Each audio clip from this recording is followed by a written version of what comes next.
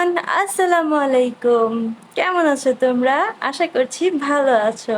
আমি আবারও তোমাদের মাঝে চলে আসলাম একটি নতুন ভিডিও নিয়ে এবং একটি নতুন গল্প নিয়ে। আজকের থাম্বনেল, টাইটেল এবং ইন্ট্রো দেখে তোমরা বুঝে গিয়েছো আজকে আমি কার বিষয়ে গল্প করব। আজকে আমি কিম নামজুনের বিষয়ে গল্প করব এবং তার লাইফ স্টোরি বলবো। তো চলো বেশি বকবক না করে গল্প শুরু করা যাক।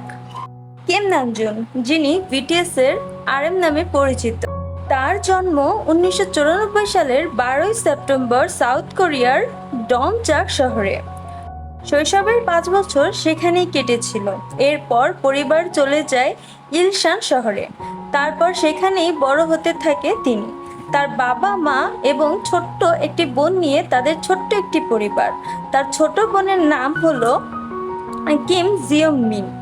জিয়নমিন হলো আরামের মতো মেধাবী এবং পরিশ্রমী।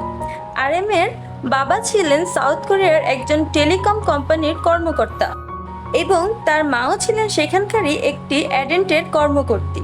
মোটামুটি আরেম ছিলেন সেখানকার একটি ঐতিহ্যবাহী শিক্ষিত এবং উচ্চবিত্ত পরিবারের সন্তান। ছোটবেলা থেকেই আরেম প্রচুর মেধাবী এবং পরিশ্রমী একজন বালক। সাহিত্য, সঙ্গীত এবং ইংরেজি ভাষায় ছিল তার অসাধারণ প্রতিভা। সেই কারণে আরেম ছোটবেলা থেকেই খুব ভালো ইংরেজি বলতে পারত। আর আরএমই হলো বিটিএস এর একমাত্র মেম্বার যে কিনা খুব ভালো ইংরেজি বলতে পারে। ইংরেজি এবং কোরিয়ান ভাষার পাশাপাশি জাপানিজ ভাষায়ও আরএমের খুব ভালো দক্ষতা দেখতে পাওয়া যায়। পড়াশোনার পাশাপাশি সে খুব ভালো কবিতা এবং সাহিত্যও লিখতেন।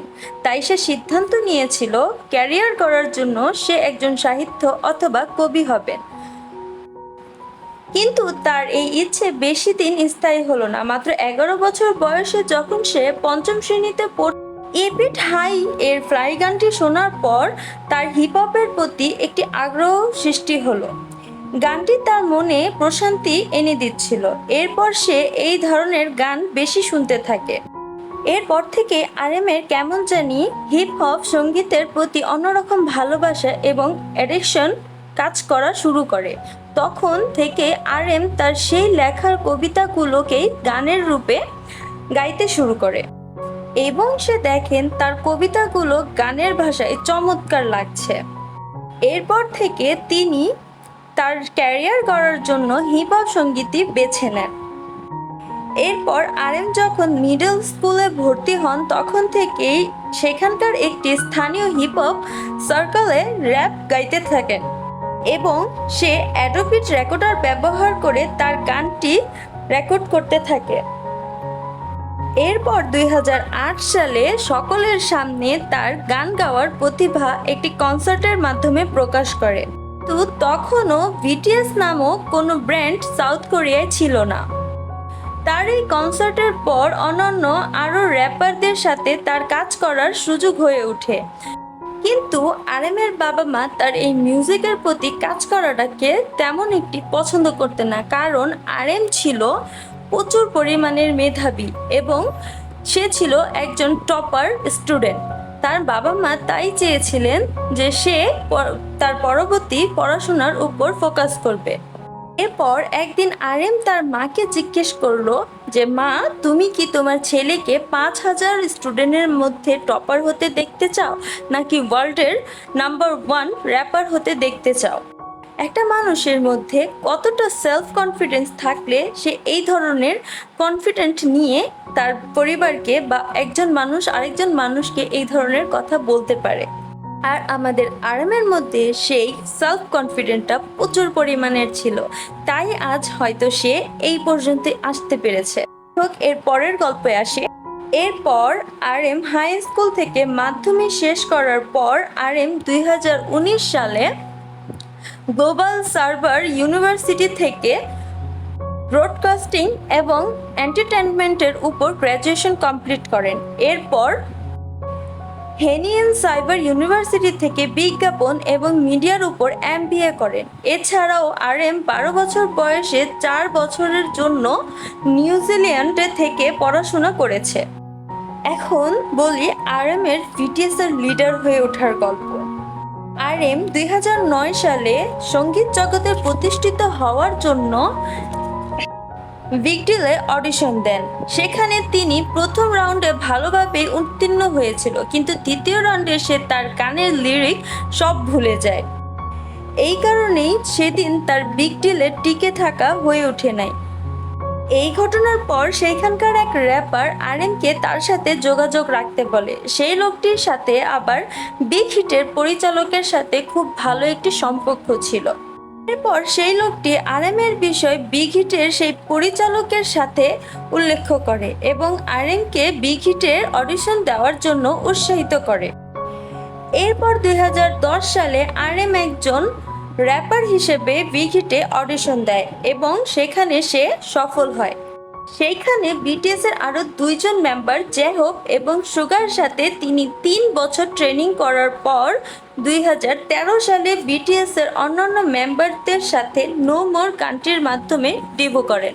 এই গানটির পর RM তার স্টেজ নেম দিয়েছিল র্যাপ মনস্টার, কিন্তু কিছুদিন পর তার এই নামটি পছন্দ না হওয়ার কারণে সে র্যাপ মনস্টার থেকে তার নামটি পরিবর্তন করে রাখে RM।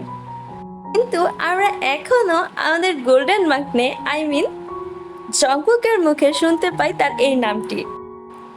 তো যাই হোক, RM এর RM নামটি ঘোষণা করার পিছনের উদ্দেশ্য আমরা কেউই জানি না। RM এর নামের উদ্দেশ্য কি সেটা RM নিজেই জানে।